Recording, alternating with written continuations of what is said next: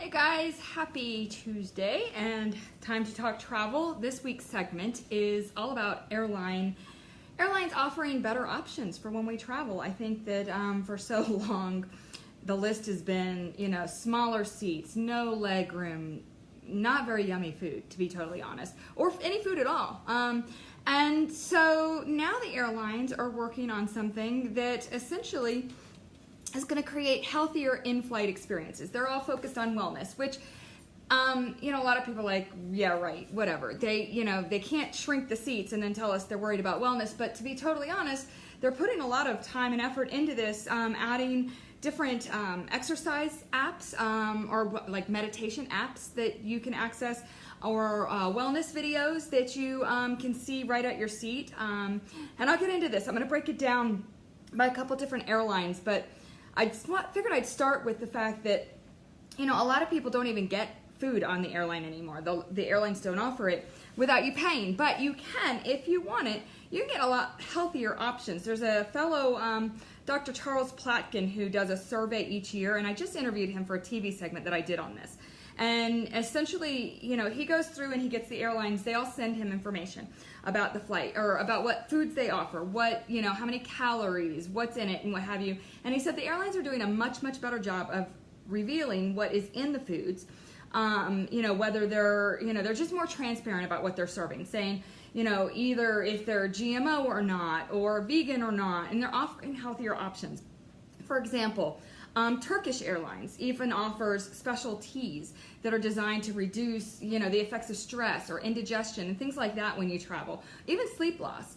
And that takes me to the next category that I was thinking of, and that's with, American Airlines. They actually now have a partnership with a company that is like a mattress company, Casper Mattresses. But essentially on American Airlines, if you have a long distance flight, say overseas, they have special mattresses now that they will give you for the seat. They have special pillows that, in fact, I read when I was researching the story that I was doing for TV that they they have a problem with people grabbing the pillows and taking them with them after the flight because you don't own it. It just goes to your seat. But at any rate, I thought that was interesting.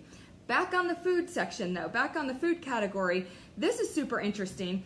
The Dr. Platkin, who does the survey on airline foods, said it really, yes, there's a demand for it. People want to know if it's GMO free or if it's going to have anything in it that's going to affect allergies. But they said also there's all the scientific evidence that your food can dictate your mood.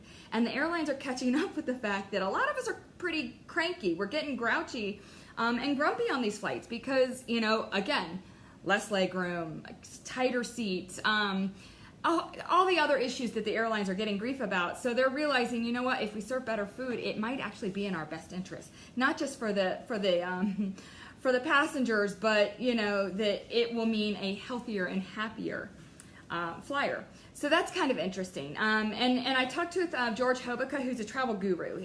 Used to write for Smarter Travel and Airfare Watchdog, and talked to him about this, and he said this really goes right back down to the airlines getting so much grief for less customer service and all the other issues like the less legroom. Now they're trying to overcompensate by doing things like offering better movies at your seat, but not just movies at your seat, but now at your screen.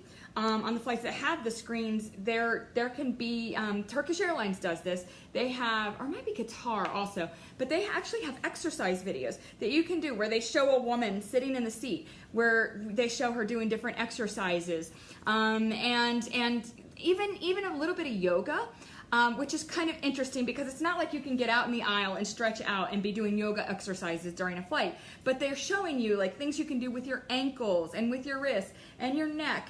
And right there on your screen. So I think that's pretty cool. There are also meditation apps on screens. And I looked this up. I think it's the Calm app, where they're now working with dozens of different airlines, where on this app it will tell you if essentially, it'll help you if you have a fear of flying, or if you just need to meditate during the flight, you can put on earbuds and you can kind of get lost right there at your seat, which, yeah, Victoria, I've never tried the Calm app on a flight. In all honesty, I'm not a worried flyer. I'm pretty relaxed when I fly.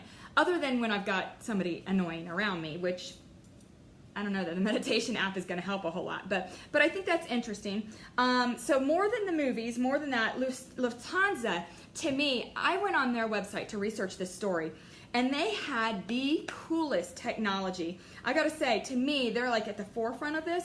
They are testing sleeping masks, like these special sleeping masks that monitor your brain waves. Get this, you guys. So you put these special sleep masks on, and they monitor your brain waves, and they're supposed to help alert you or keep you asleep, like wake you up for the best times to avoid jet lag. Isn't that cool? So they're doing all these special testing behind the scenes. They've got special space age seat cushions that go on your seat that actually will allow more leg room. So, you know, yes, you're stuck with the same seat, but if you get these special, like on the Lufthansa flights, they're testing out these special seat pads that will give you like 3 to 6 more inches of leg room, which is huge if you've got long legs. There's another ergonomic headrest. It's all super cool. And I love the fact that it's on their website. They're talking about, you know, they're only on certain flights at this point, but you know, there are other airlines that are testing. I think I read out of Denver Airport, they were testing special exercise where you could go to the back of the plane and do your stretches and do, you know, so that you're not getting all of these issues, deep vein thrombosis, and the problems that you can have on flights. Emirates Airlines, they have these really special interactive and amenity kits that when you fly on Emirates, they've got this little kit, and it's got like inside this health kit, it's inside their little amenity kit, which is super cute to begin with, but it has all these little health tips for a more relaxing flight. You know, and like I said, mentioned before, American Airlines now is paired up with Casper Mattress Company to offer special blankets, special pillows, special even mattresses for their long haul flights. And again, some of these perks are just for certain passengers. So, you know, you have to be in the front couple rows or the first thing for first class, but not all. I just flew to Hawaii, and I will tell you, I flew Delta out there and I flew United home. Totally different travel experience both ways.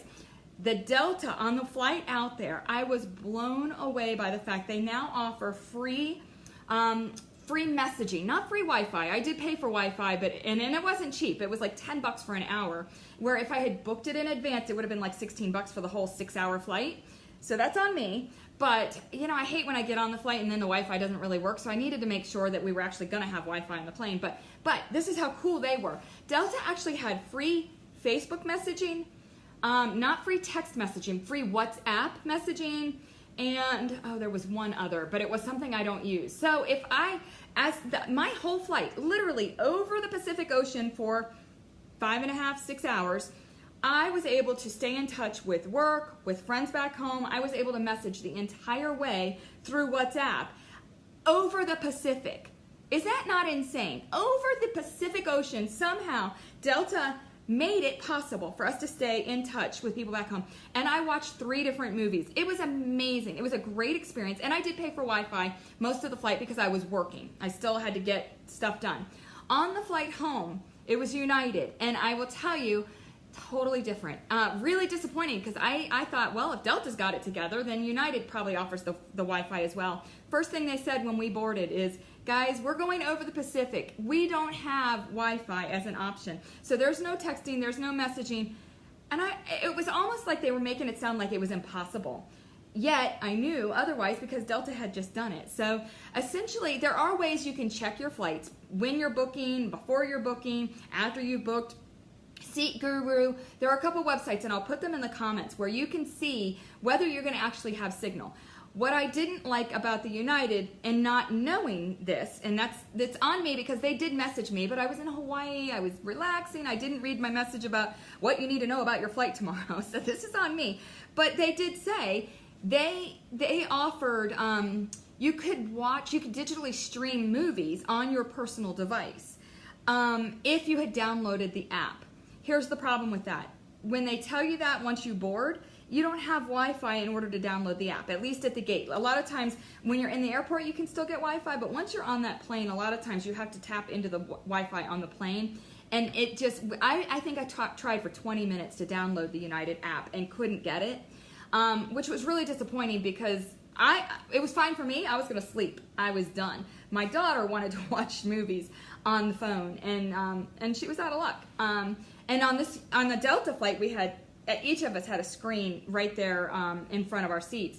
And on the United, there wasn't. It was literally, if you're going to entertain yourself, you're going to do it with your own device, which again would have been fine had I downloaded the app in advance and paid a little more attention. So that's partly on me, but I do have to say, night and day difference between free Wi-Fi, free messaging, or not free Wi-Fi, but free messaging through Facebook Messenger or through WhatsApp, which again, if you all travel internationally at all, WhatsApp is a critical app for you in order to stay in touch with people back home, because you'll pay for text messages, you'll pay for things like that, but you won't with WhatsApp. As long as you can get on Wi-Fi, you can read your WhatsApp messages. So essentially, just to recap today's wellness stuff. Oh, and I will say Turkish Airlines, like I said, the special teas that help with jet lag, that it's a little thing, and I think they had Dr. Oz actually help with their menu, with their food menu. But you can look up, I'll put a link to the special annual survey on airline foods. I'll put that in the comments as well. But the more nutritious options, the wellness apps that allow for yoga and exercising right there at your seat. Like I said, you're not going to get up and do push-ups or whatever, but you are going to be able to stretch your neck and your shoulders and make for a much more comfortable flight if that's what you're looking for. Again, you could just go to sleep. You can buy the best the best eye covers, and like I said, Lufthansa, if those sleep masks come out soon from Lufthansa, jump on that. That is so cool that they've got them now, that they can monitor your brain waves and help you avoid jet lag. On our flight, we went to Hawaii, and the jet lag hit us hard after it took about a day because we landed late at night and what have you, but it did make for a much better experience on the flight over than the flight back. And again, part of it is things like we were on a flight for United, the first leg. We flew into San Francisco and then from San Francisco to Atlanta. Our flight into San Francisco, we couldn't raise our armrests. So my daughter and I, she wants to cuddle up on me and go to sleep. That armrest wasn't moving. Just like you see in the airport when, where you want to stretch out. So that kind of stunk. So there are things, like I said, I will put the app or the website up. Seat Guru is one of them that will tell you how much leg room you have at your seat. And as George Hobica said in his in the interview with me that I did on the TV segment, it literally, sometimes it's worth every penny to spend the extra $30, $50 even, to have a seat that's got all the leg room, especially if it's a really long flight where you're going to be red-eyeing at home. So anyways, I thought that was interesting to see. Again, the airports are doing this, or the airlines are doing this because they know they're taking all kinds of grief for for having smaller seats and less leg room and the other customer service issues. So it's kind of nice to hear that they're creating healthier in-flight experiences. Again, recapping, they're adding things like organic foods, in-flight exercise videos, even the brain wave monitors to help with jet lag. It's pretty cool stuff. Anyways, that's the Time to Talk travel segment for this week. I will be back next Tuesday with another segment. If you have an idea of something you want me to discuss, add it to the comments and I will research it and dig up some information for next week. In the meantime, you guys have a great week and happy travels.